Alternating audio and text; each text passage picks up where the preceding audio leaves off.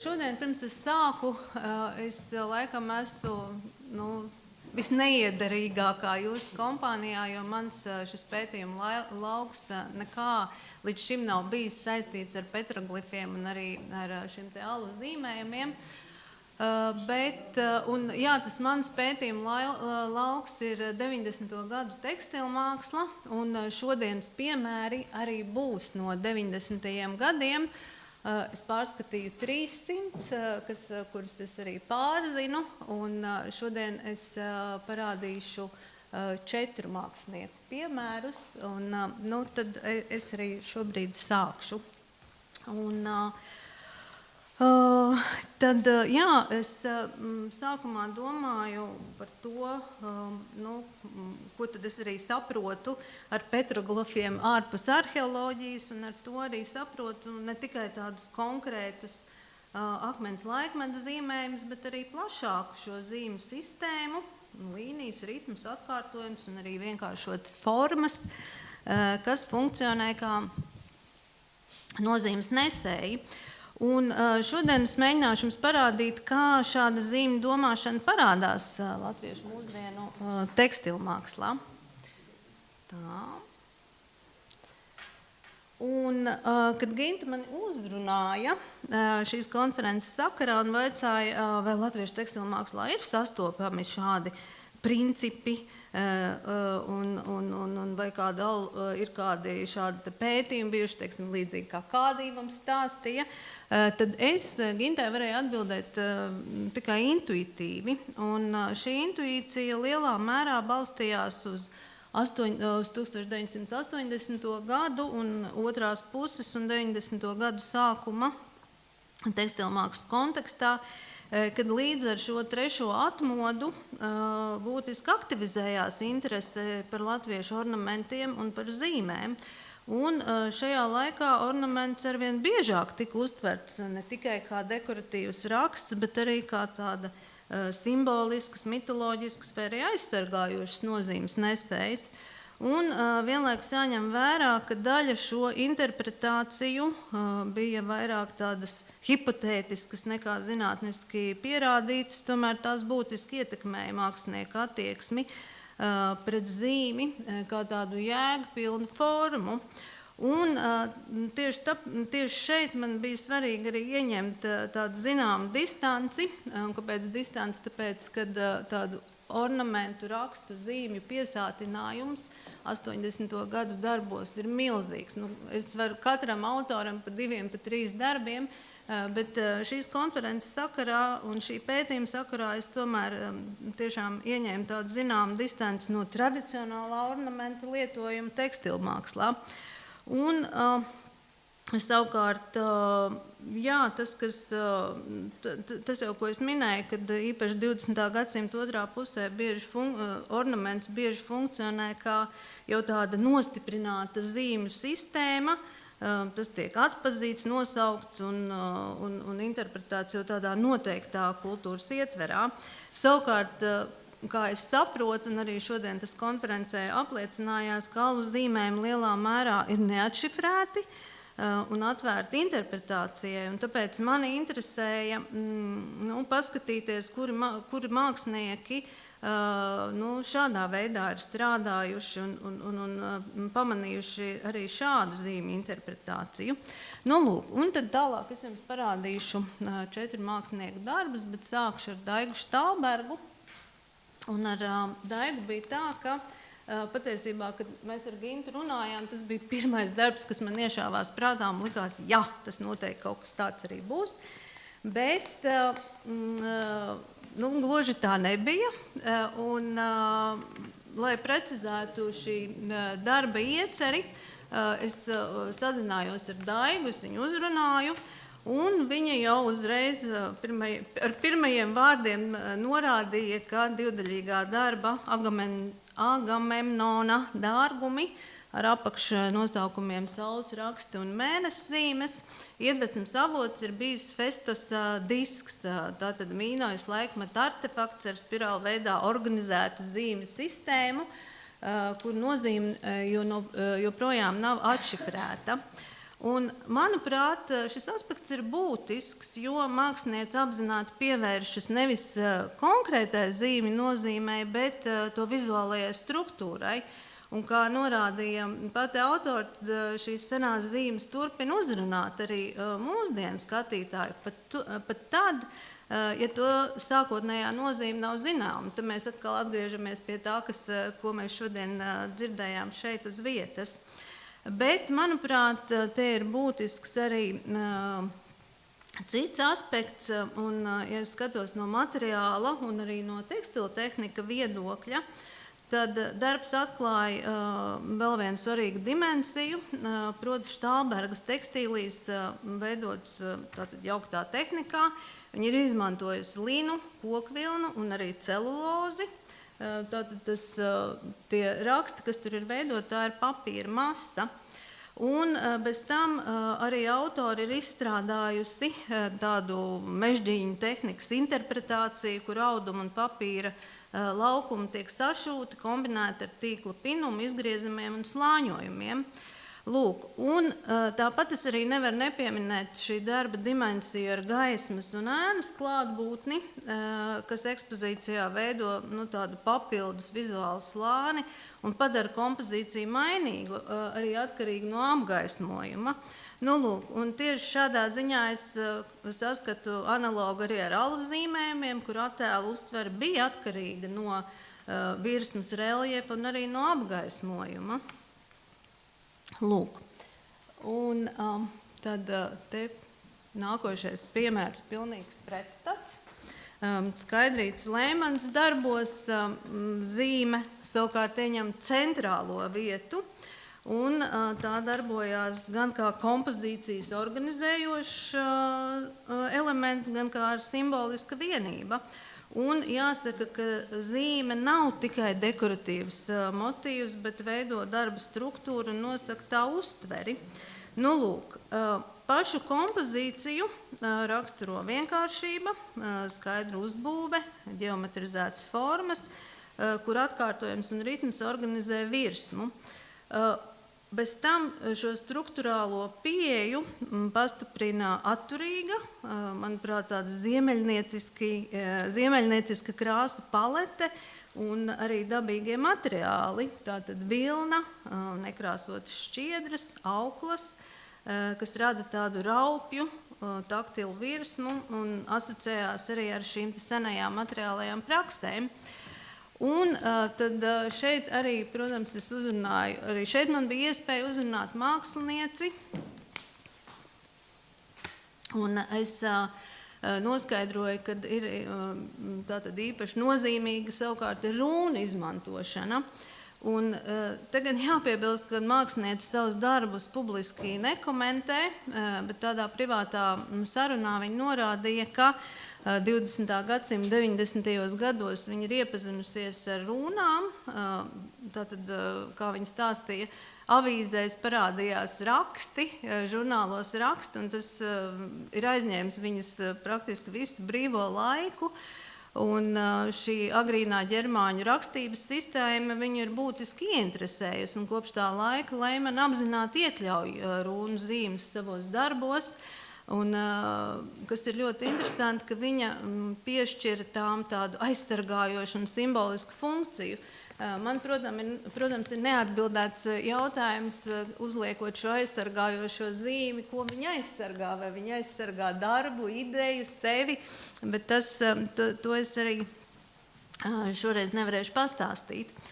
Un tad pētot šos darbus un arī šo te rūnu ideju, tad varu arī konstatēt, ka vēsturiski rūnas tika iegrabts arī cietos materiālos, tātad kokā, akmenī vai kaulā, un to lietojums bija saistīts ne tikai ar rakstību, bet arī ar šo te simbolisko un intuitīvo nozīmes piešķiršanu.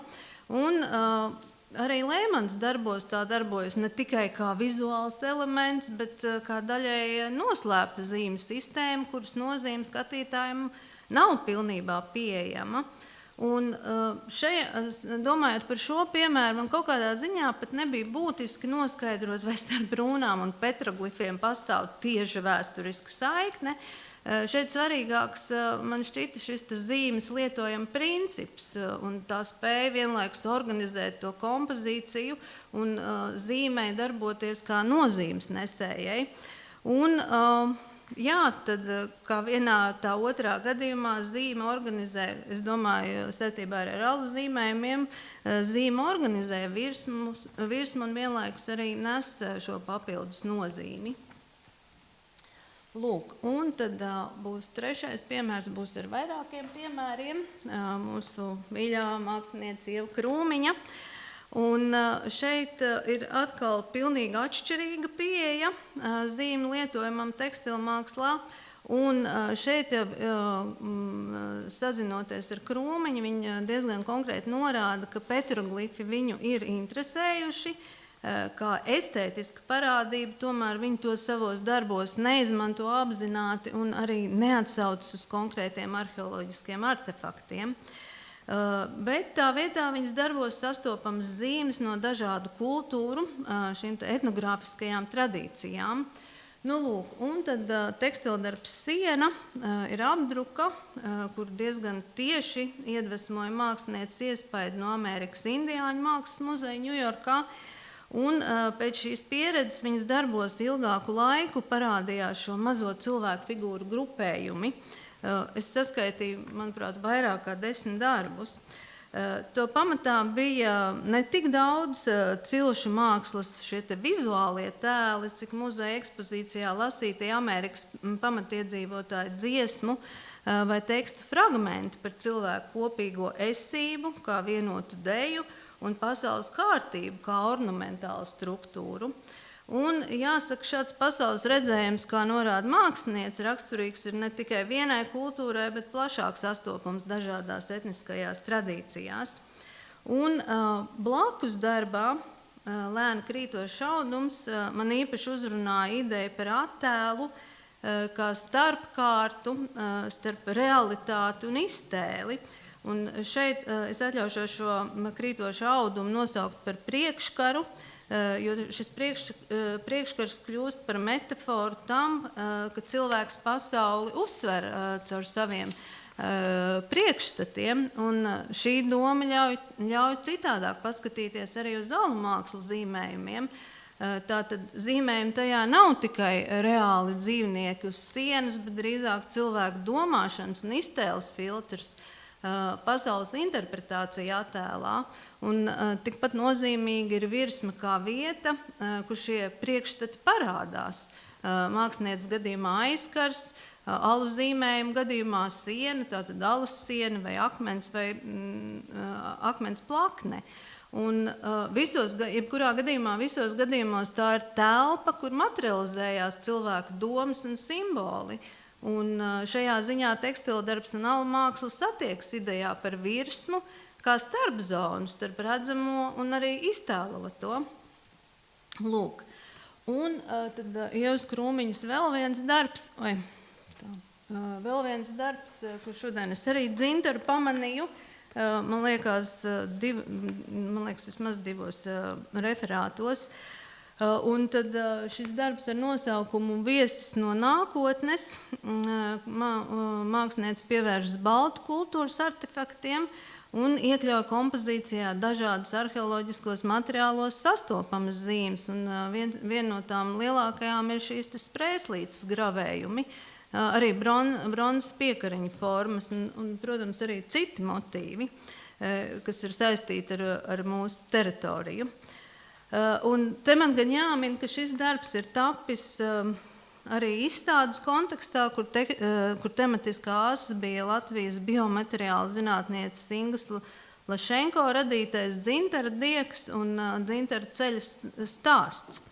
Un nozīmīgs šajā darbā, manuprāt, ir dzintars kā materiāls un simbols. Dzintars līdzīgi kā alu māksla nes sevī ļoti senas kultūras pieredzes slāņus un darbojas kā savu veidu laika nesējs. Materiāls, kurā saglabājas informācija par pagātni, vienlaikus paliekot tikai daļēji izprotams. Nu, un šajā kontekstā iespējams saskatīt paralēli ar petroglifiem, kas arī funkcionē kā vizuāli ieraksti materiālā un kuros saglabājas informācija, taču to pilnīgi nozīme mūsdienu skatītājiem paliek atvērta interpretācijai. Lūk, un tad pēdējā māksliniece, un ar Lijas Ragas piemēru sākšu to, ka mitoloģijas pētniecība 20. gadsimta 90. gados tekstilmākslas nozarē kļuva par tādu vērā ņemamu iedvesmu avotu vairākiem māksliniekiem, un, kā raksta mākslas zinātniece Ines Baranovska, ka šie mīti nav tikai par pagātni, tie skar mūžīgas cilvēks esības jautājums, vīrišķo un sievišķo, labo un ļauno, pagānisko un kristīgo. Tātad tās visas ir vispār cilvēcīgas tēmas. Un arī Lija Raga savos tekstildarbos pievēršas mītu un zīmju valodai, piešķirot tai plašu izvērsumu kompozīcijās. Un viņas darbos šie mītiskie tēli un simboliskās zīmes veido vizuālu stāstījumu, kas pārsniedz konkrētu kultūru robežas un pievēršas šīm te vispār cilvēciskajām pieredzēm.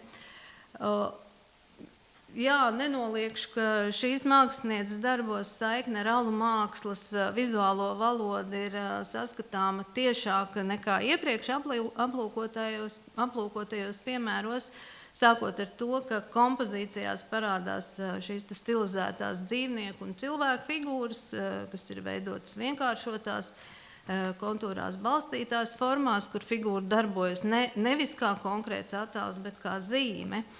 Un tad, man liekas, tāds vēl būtisks moments ir tas, ka darbos nav šīs vienotās telpiskās perspektīvas. Tātad atsevišķi elementi eksistē kā fragmenti, kas izveidoti virsmā līdzīgi kā alu zīmējumos, kur figūras bieži vien nav savstarpēji telpiski saistītas, bet veido tādu vizuālu lauku. Un, protams, arī īpaši nozīmīgi ir virsmas apstrāde un krāsu izvēle, tātad šie zemes toņi, īpaši okera un sarkanās krāsas dominēšana rada asociācijas ar alu sienu pigmentiem un dabisko vidi, kur attēls nav atdalāms no materiāla. Un ņemot vērā, ka māksliniece pati norāda uz interesi par mītiem, šie darbi ļauj tos interpretēt kā vizuāls stāstījums vai simbolisks ainas, kas nevis attēlo konkrēto notikumu, bet veido pasaules uztveres modeli. Un nobeidzot,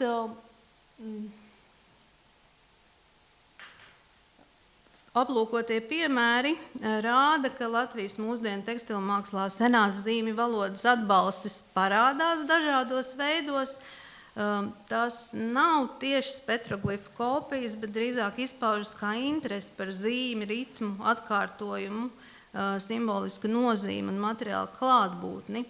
Un gribu piebilst, ka šis pētījums neaptver visus iespējamos piemērus. Arī šis Astrīdas Bērziņas darbs man šķiet interesants ar to, ka tajā vienlaikus sastopas figurāls tēls un ornamentālā zīmju sistēma, bet to savstarpējā nozīme paliek atvērta līdzīgi kā alu mākslā, kur attēls un zīme nepaskaidro viens otru līdz galam. Un jā, visticamāk, šī tēma nav izsmeļama, un piemēri ir vairāk, pie kuriem es droši vien arī labprāt atgriezīšos turpmāk. Paldies!